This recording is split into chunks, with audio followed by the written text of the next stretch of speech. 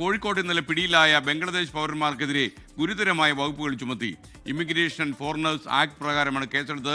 അറസ്റ്റിലായവരെ 3 പേരെയും കുന്ദമംഗലം കോടതിയിൽ ഹാജരാക്കും. കേന്ദ്ര ഏജൻസികൾ ഇവരെ ചോദ്യം ചെയ്യും. ദീപക് തർമ്മണം കോഴിക്കോട് നിന്ന് ചേരുന്നു. പറയൂ ദീപക്, വിശദാംശങ്ങൾ.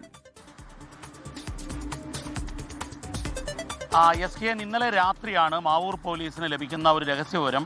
ആ രഹസ്യവിവരത്തെ തുടർന്ന് ഒരു റെയ്ഡ് നടത്തുന്നു, മിന്നൽ പരിശോധന. അതിലാണ് 3 ബംഗ്ലാദേശികൾ അനധികൃതമായി ഇന്ത്യയിലേക്ക് നുഴഞ്ഞു കയറി മാവൂരിൽ താമസിക്കുന്നത് കണ്ടെത്തിയത്. ഇവർക്കെതിരെയാണ് പുതിയ കേന്ദ്ര നിയമം പ്രകാരമുള്ള വകുപ്പുകൾ ചുമത്തിയിരിക്കുന്നത്. അതായത് 2025 ഇമിഗ്രേഷൻ ആൻഡ് ഫോറിനേഴ്സ് ആക്ടിലെ 2 ഗുരുതര വകുപ്പുകളാണ് ചുമത്തിയിരിക്കുന്നത്. അതായത് ഒന്ന് നുഴഞ്ഞുകയറ്റമാണ്, ഇമിഗ്രേഷൻ ആക്ടിലെ സെക്ഷൻ 3/1 ആണ്. അതുപോലെ 21-ാം വകുപ്പ്.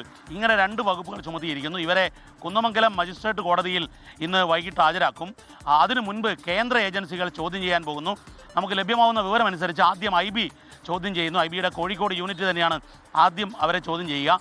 മറ്റ് FRRO ഉൾപ്പെടെയുള്ള മറ്റ് കേന്ദ്ര ഏജൻസികളും ചോദ്യം ചെയ്യുമെന്നുള്ളതാണ് കേരള പോലീസിൽ നിന്ന് വിവരം അറിയാൻ സാധിച്ചത്. കാരണം ഇവർ എന്തിനാണ് വന്നത്? സാധാരണ ഒരു ജോലിക്ക് മാത്രമായി വന്നതാണോ?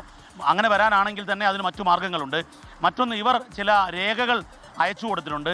അതെല്ലാം തന്നെ വ്യാജമാണെന്ന് തെളിഞ്ഞിട്ടുമുണ്ട്. ഇതിലൊരു പ്രധാനപ്പെട്ട കാര്യം, 8 മാസം മുൻപാണ് ഇതിലൊരാൾ ഇന്ത്യയിലേക്ക് ഇൻഫിൽട്രേറ്റ് ചെയ്തത് എന്നുകൂടി പോലീസ് കണ്ടെത്തി. ഏതായാലും കേരള പോലീസിൻ്റെ ചോദ്യം ചെയ്യൽ തുടരുന്നുണ്ട്. ഇതിനിടയിൽ തന്നെ കേന്ദ്ര ഏജൻസികളും ചോദ്യം ചെയ്യും. SKN. Thank you Deepak തർമ്മണം.